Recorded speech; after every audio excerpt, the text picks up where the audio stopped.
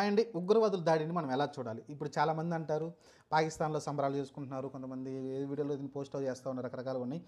అసలు ఇక్కడ సంబరాలు చేసుకోవడానికి ఏముంది చెప్పండి? ఇప్పుడు నేను ఒక మోటివ్ ఉంది నాకు. నేను ఏదైనా కావాలి, లేకుంటే ఈ హక్కు కోసం నేను పోరాడుతున్నా అని సీఎంనో లేకుంటే ఏ మినిస్టర్‌నో కిడ్నాప్ చేసి ఆ హక్కుల్ని నేను ఒక రకంగా చెప్పాలంటే మావోయిస్టుల కింద. మావోయిస్టులు ఏం చేస్తారు? ఒక పొలిటీషియన్‌ని ఏదైనా లేపేయడమో, లేకుంటే ఒక మంత్రినో, లేకుంటే ఒక హీరోనో అప్పుడు కిడ్నాప్ చేసేవాళ్ళు. కిడ్నాప్ చేసి ఈ ఊరికి పలానా ఊరికి ఇలా చేయండి, లేకుంటే పలానా సమస్య ఉంది, ఈ సమస్య తీరిస్తేనే వాళ్ళని వదిలిపెడతాం, లేకుంటే చంపేస్తామని బెదిరిస్తారు. అదొక పద్ధతి. కానీ ఇప్పుడు ఈ ఉగ్రవాదులు చేస్తున్న పని ఏంటి? సామాన్య ప్రజలను చంపేస్తున్నారు. సామాన్య ప్రజలు చంపితే వాడికి ఏమొస్తుంది? బూడిద తప్ప. వాడికి ఏమొస్తుంది? వాడు ఏం సాధించాడు చెప్పండి?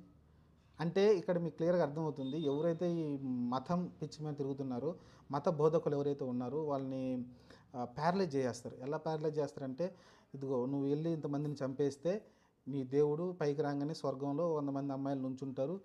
మీకు ఇంకా అంటే దేవుడి కోసం నువ్వు ఇంత చేసావు కదా! దేవుడు నీకు పైకి తీసుకెళ్ళిన తర్వాత చాలా భోగాలు ఇస్తాడు. బాగా చూసుకుంటాడనైతే వాళ్ళకైతే అలా చిన్నప్పటి నుంచి చెప్పుకుంటూ వస్తారు. అలా చెప్పుకుంటూ వచ్చినప్పుడు వాడేందంటే ఆ నరమేధంలోకి వెళ్ళిపోతాడు వాడు. వాడు ఇంగ చంపినా వాడికి ఒక మానవత్వం అనేది కనిపించదు.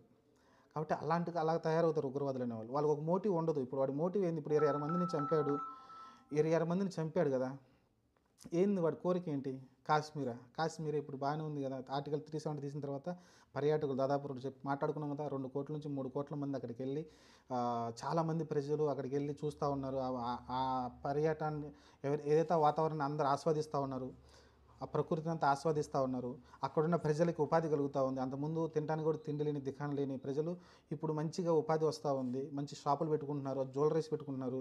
అక్కడికెళ్ళి ఎవరైతే పర్యాటకులు ఉన్నారో వాళ్ళందరూ ఎళ్లి అక్కడ కొనుక్కుంటున్నారు. వాళ్ళకి మంచి ఉపాధి దొరుకుతుంది.